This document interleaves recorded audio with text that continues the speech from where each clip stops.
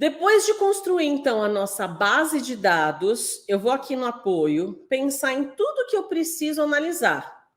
Nesse caso, tem que pegar tudo. Tipo, tudo o quê? Bom, se eu coloquei aqui aparelho, a marca, o custo, o hardware, tela, tudo isso tem que entrar na minha análise. E a brincadeira tem que acontecer com um botão. Então, eu quero criar um botão que eu aperto e ele vai mudando tudo automático.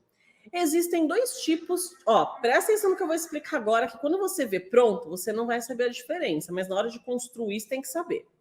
Existem dois tipos de segmentação de dados. O que é uma segmentação de dados? É a caixinha com um botão para você escolher alguma coisa. Esse filtro aqui, ó. Para muita gente é um botãozinho para escolher, mas ele tem uma função de filtro. Se você tem uma tabela, ó, isso aqui é uma tabela simples, tá bom? E você clicar aqui dentro dessa tabela que está formatada como tabela, lá em cima vai ter tabela de design, e às vezes está escrito design de tabela, então com certeza o Excel mudou isso daqui porque antes era design da tabela. E aí vai ter o inserir segmentação de dados, olha aqui, ó, inserir segmentação de dados. O que a gente quer que as pessoas escolham para brincar? Ah, eu quero escolher o nome do aparelho. Então tá bom, vou escolher o nome do aparelho, dá ok. Tá, beleza. Qual é a diferença entre esse recurso assim e um que eu vou fazer agora, dentro de uma tabela dinâmica? Quando a gente escolhe aqui, ó, eu vou fazer um teste. Vou escolher o Galaxy A21, tá? Qual é a célula que está habilitada com o Galaxy A21? Ó, é a B de bola número 11. Repita. B de bola número 11. Ó, peguei você, né? Tava de fone de ouvido, tá bom. Se eu mudar aqui, ó, pro iPhone 12 Pro, não é mais o B11, é o B4. E isso ferra toda a nossa análise. Agora, preste atenção. Então, isso aqui eu vou apagar. Se eu fizer a mesma coisa com uma tabela dinâmica, essa segmentação de dados, quando eu vou clicar, ela não vai ficar mudando de célula. E isso vai me ajudar com as análises. Preste atenção. Vou pegar uma célula em branco aqui, vou mandar inserir uma tabela dinâmica. Vou lá na base de dados, vou selecionar a minha base de dados e clicar em OK. Tá. Agora eu vou criar a minha análise, que eu quero igualzinha à tabela que eu tenho aqui do lado. Eu vou colocar o aparelho, um em cada linha. Posso pedir a marca e vou criando todas as coisas que eu quero, tá bom? Aqui do lado não tem repetição. Ó, como assim não tem repetição?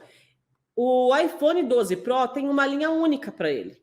Ah, então quando eu criar esse apoio, eu posso pedir para o Excel colocar, por exemplo, o valor. E na hora que eu tiver aqui, vou pegar o valor, jogar para valores. Ó, soma de valor. O soma de valor, na verdade, não vai somar, vai trazer o 1, porque ele vai somar ele com ele mesmo. Assim, eu vou jogando a tela. Então, eu quero a tela, vou colocar aqui. E assim, ele vai trazendo para mim todas as análises que eu quiser. Aí, quando tiver tudo pronto, como esse aqui de cima, que eu colocar todos os campos, então, por exemplo, vou colocar mais um, custo-benefício, tá? Eu quero que o Excel crie aquele botãozinho que eu mostrei. Eu vou dentro da tabela dinâmica. Tabela dinâmica. Gente do céu, esse Excel tá com alguma atualização zoada.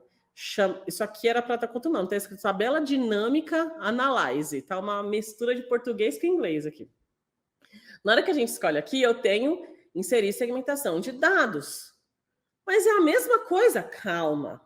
Eu vou escolher aparelho parecido com o que eu fiz com uma tabela normal. Só que agora, quando eu escolho o Galaxy A21, ele está na C14. Ó, vou aumentar um pouquinho. C14. Se eu escolher o Galaxy A72? C14. E se eu mudar para o iPhone? C14. Ou seja, a tabela dinâmica, ela joga os dados sempre na mesma linha quando a gente usa os botões da segmentação desse filtro.